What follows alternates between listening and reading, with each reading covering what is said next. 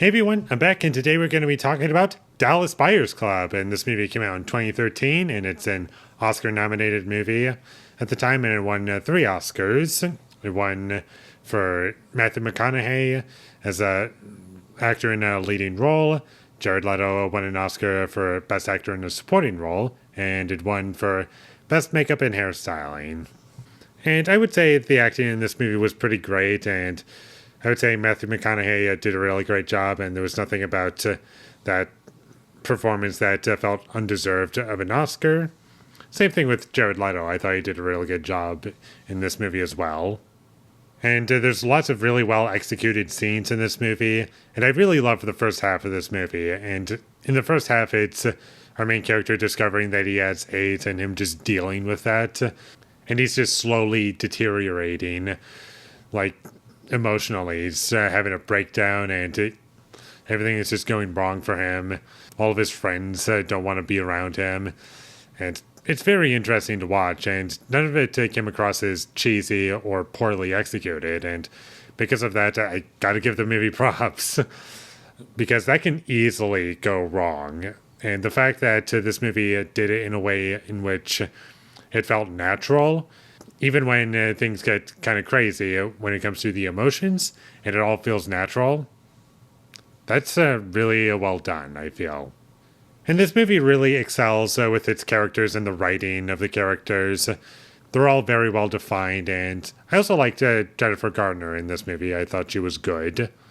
And I really enjoyed the relationship between Matthew McConaughey and Jared Leto, and their relationship was really entertaining to watch throughout the entire film. Because at first they don't really like each other, but as the movie progresses, they kind of have this, like, in a way, love-hate relationship. Like, they never, like, fully hate each other. It's just the relationship is very entertaining to watch. In this movie, I was never bored with it, with its 2-hour runtime. It always goes in different directions that I didn't really anticipate.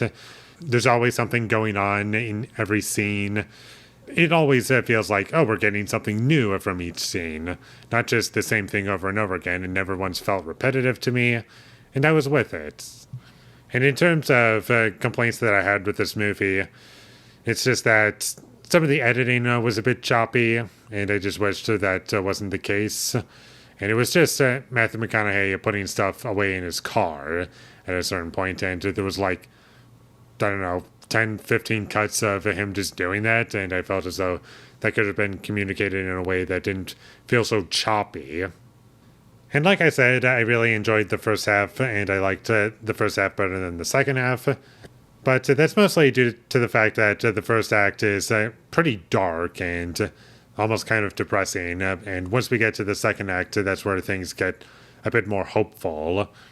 And not that I had an issue with that. I thought all of that was really well done. It's just that once we got to, I guess, the second act's low point, I just didn't feel as though the buildup was there, and it just didn't really hit me properly. I was like, okay, that happened, and the movie just kept going, and I was starting to feel somewhat uninvested as the movie went along. But luckily, the movie was almost done by that point, so it's not really a huge issue with me feeling as though that it was kind of losing me towards the end. So it's not the biggest deal in the world, but still, the second act low point where you're supposed to really have like an emotional gut punch at that point just didn't really make me feel anything. And I can't say what it is because I don't want to spoil it.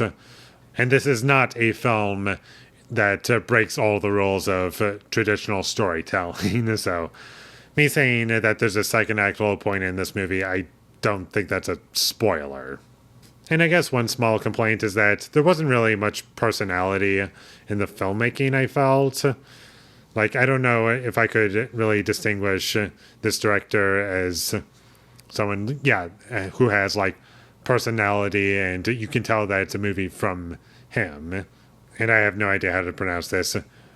Jean-Marc Vallée? I have absolutely no idea how to pronounce that, but I feel as though if I were to watch more of his stuff, I would get a better understanding of his sense of style. But in this movie, it was like, yeah, that looks fine and all. It's not a boring movie to look at. I can say that much. But if there was a bit more personality put into it, then I think I would say, okay, there's some talent here and it's being elevated because of that. Not to say that there's no talent in the filmmaking whatsoever. It's like something to know that this is from a certain director, at the very least, is what I would be looking for. And going back to the Oscars a little bit, in terms of the categories that this movie won for, I don't really have any complaints, really. I haven't seen every single movie in which this movie won an award, like actor in a leading role. Like, I haven't seen 12 Years a Slave yet, so we'll see what happens when I see that movie for the first time. Aside from that, I didn't feel as though any of the Oscars that this movie got were undeserved, like I've said already. So just thought I'd put that out there. And while going through that year's Oscars, they call it the 2014 Oscars for 2013 movies, I discovered that Her was nominated for a bunch of categories, but only won for original screenplay. I mean, it's advertised on the cover, as you can see there. And that's about all I have to say about Dallas Buyers Club. It was really good. I thoroughly enjoyed it. It has just about everything that you would want from a story like this, and I don't really have much else to say about it. So check this movie out whenever you get the chance. And with all that being said, I'm going to give Dallas Buyers Club a 7 out of 10. Thank you for watching my videos as always. If you enjoyed this review, be sure to leave a like and comment down below you thought of Dallas Buyers Club and my social media links. They will all be in the description, so follow me there. And last but not least, subscribe to be a part of Foley Nation, and I'll see you when I get my next review up, and that is going to be for Spider-Man Into the Spider-Verse. So look forward to that, but until I get that up, thank you for watching and have a great day.